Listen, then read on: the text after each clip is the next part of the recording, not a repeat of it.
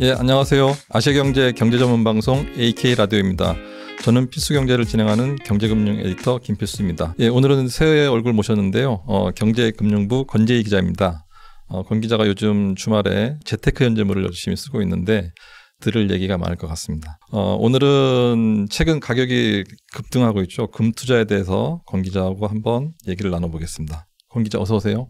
안녕하세요. 아시아경제 경제금융부 권재희 기자입니다. 예, 반갑습니다.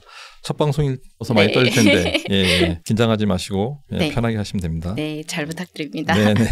예, 저도 기사를 많이 봤는데요. 금값이 연일 사상 최고치다 이런 기사들이 많이 나오고 있는데 어느 정도인가요, 금값이? 올해 들어서만 금값이 무려 30% 이상 급등했다는 소식을 저도 들었는데요. 네네.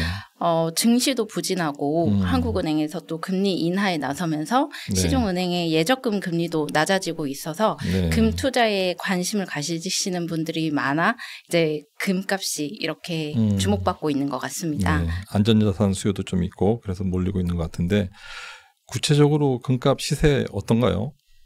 제가 이 금값 시세를 오늘 방송 들어오기 전에도 한 번 더 확인을 해봤는데요. 네네. 지금 현재 시세가 이제 한돈 그러니까 3.75g에 44만 62원이라고 합니다.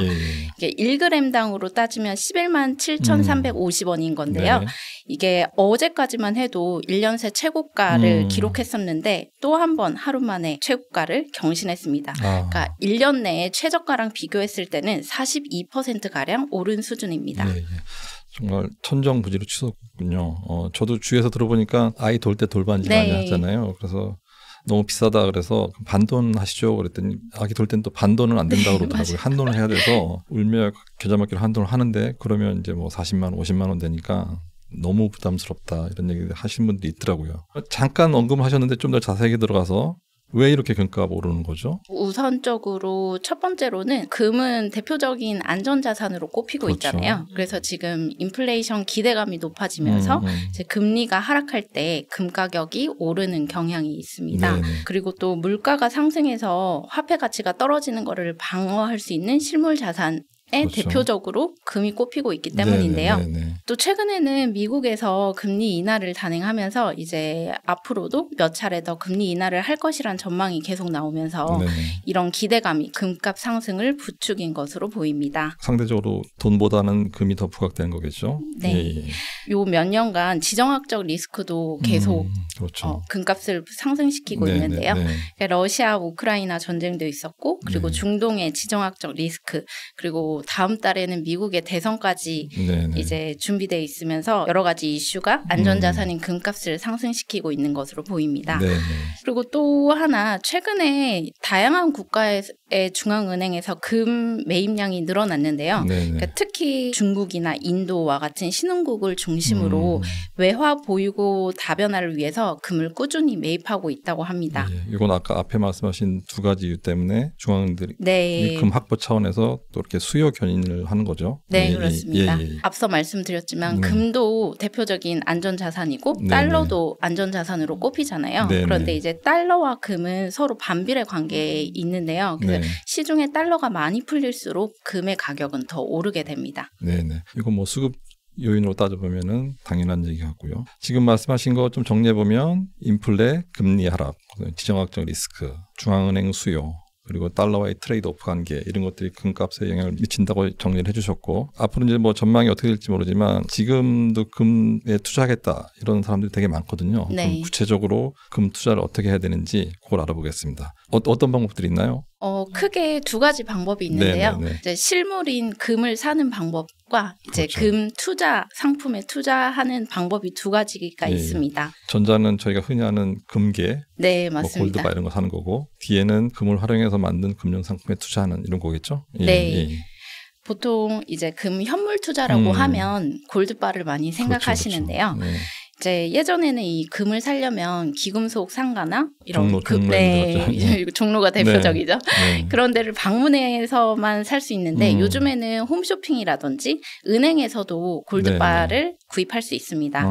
하지만 이 골드바는 이제 제조 비용으로만 이제 10% 정도의 수수료를 지급을 해야 돼서 좀 선호되지 않는 방법이기도 하고요. 효율적인 투자 수단이 아닐 수도 있겠네요. 네.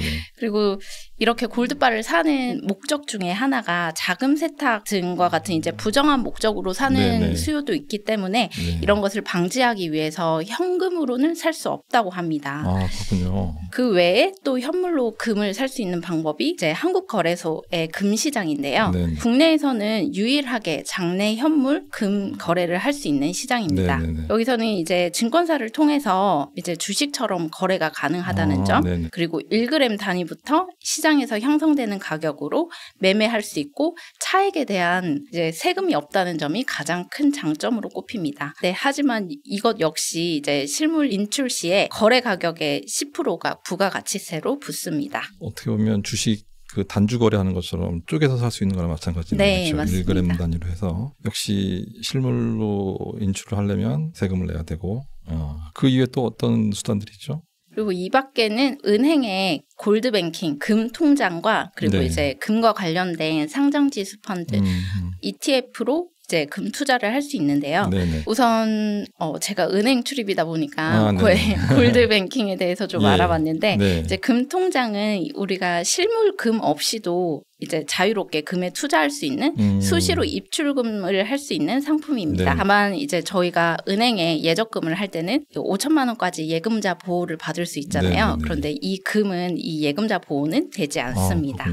그리고 매매 차익의 15.4%를 원천 징수한다는 점, 그리고 금융소득 과세 대상이라는 점도 유의하시면 좋을 것 같습니다. 원천 징수는 뭐 일반 금융상품에 비슷한 것 같고요. 네, 맞습니다. 그리고 금 통장을 해지할 때는 계좌 거래는 현금으로, 그리고 실물 거래는 금으로 찾을 수 있습니다. 그리고 마찬가지로 이제 금을 찾을 경우에는 수수료와 부가가치세가 발생합니다. 모든 투자 수단이 실물을 찾을 때는 다 허들이 있군요. 그렇더라고요.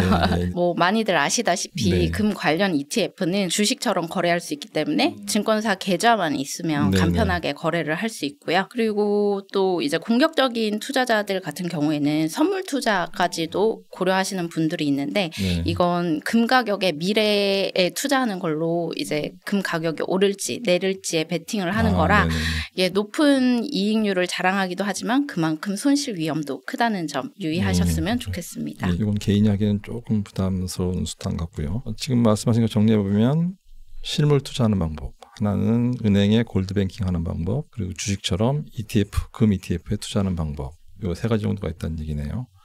아까 은행 출입이라고 그러셨잖아요. 그래서 골드뱅킹 좀 더 자세하게 얘기해 주시고 싶은 것 같은데 어떤 게 있나요, 골드뱅킹? 국내 시중은행에서는 이제 KB국민은행 그리고 신한은행, 우리은행에서 이제 골드뱅킹 상품을 판매하고 있는데요. 올해 들어서 금값이 상당히 많이 올랐다시피 골드뱅킹 계좌 수도 크게 늘었다고 합니다. 지난해 말 기준 지난 9월 말 대비했을 때 5.2%가 늘었다고 합니다.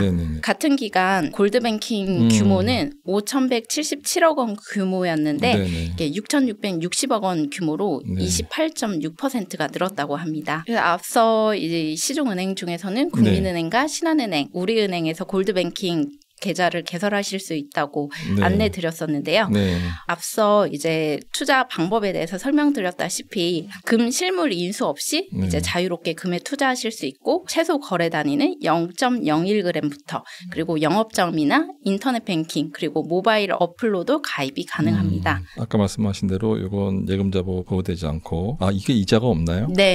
금 상품이기 때문에 따로 이제 저희가 현금을 넣는 것처럼 이자는 따로 붙지 않습니다. 그러면 시세 차익만 생각해서 투자를 하셔야 되는 거군요. 새 은행들의 이름들이 유사하긴 하고 신한은행만 조금 어렵네요. KB 골드투자 통장, 우리 골드투자인데 신한 골드리슈 골드테크 이건 뭐죠? 골드뱅킹 상품들이 있다고 하고요. 지금 뭐 금투자 여러 가지 좀 여쭤봤는데 말씀 잘 들었고요. 홍 기자 마지막으로 요 금투자 관련해서 해주고 싶은 조언 이런 게 있으면 해주시죠. 저는 금투자를 하기에 적합하신 분들을 으로는 안정적인 투자를 지향하시는 분들께 권해드리고 싶습니다. 네. 그런데 지금은 아시다시피 금값이 너무 많이 올랐고 맞습니다. 이제 저희가 가격 예측을 하는 것 자체가 어떻게 확신을 할 수 있는 부분이 아니기 때문에 금값이 지금 많이 올랐을 때보다는 계속 추이를 파악을 하면서 이제 금값이 저렴할 때 이제 전체 투자 포트폴리오에서 10% 정도를 가져가는 게 좋다는 네. 전문가의 조언을 저도 들었거든요. 그렇군요. 그래서 10% 정도는 이제 안전 자산에 묻어두시는 걸 추천드리고 그리고 앞서 살펴봤듯이 금 투자에도 굉장히 다양한 방법이 있잖아요. 그래서 네네. 이제 뭐 골드바뿐만 아니라 ETF라든지 골드뱅킹이라든지 그러니까 여러 가지 방법으로 분산해서 투자해 보시는 거를 추천드립니다. 네, 이게 안전자산이긴 하지만 아까 말씀드린 것처럼 뭐 수수료도 좀 있고 이자는 또 안 붙고 이런 것 때문에 포트폴리오에서 많이 가져가지 마시고 10%가량을 가져갔으면 좋겠다는 거고 요즘 비트코인도 투자 많이 네. 하잖아요. 그 예전 투자 전문가들이 보면 비트코인은 되게 배척을 하다가 요즘은 맞아요. 이거 투자선을 삼아야 된다. 금 비중이랑 비슷한데 5에서 10% 정도는 담으시라 이렇게 네. 조언을 많이 하더라고요.